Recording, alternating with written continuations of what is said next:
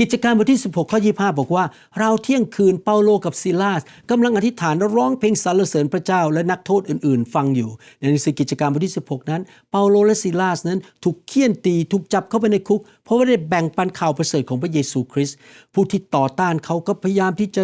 สร้างปัญหาให้แก่เข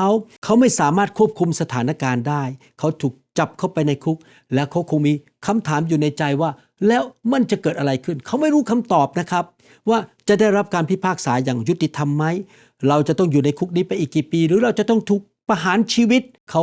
ที่จริงควรจะเลือกที่จะอารมณ์เสียกังวลและนอนไม่หลับและไม่พอใจแต่ว่าตอนเที่ยงคืนเขาสรรเสริญพระเจ้าท่าทีของเขาในใจก็คือบอกว่าไม่ว่าอะไรจะเกิดขึ้นที่มาต่อต้าน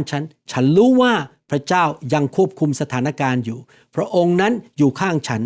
และผู้ที่ต่อต้านฉันไม่สามารถชนะได้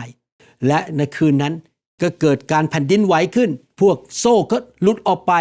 ขอบคุณพระเจ้าเขาได้รับการปลดปล่อยเราควรจะขอบคุณพระเจ้าและสรรเสริญพระเจ้าในทุกกรณีนะครับ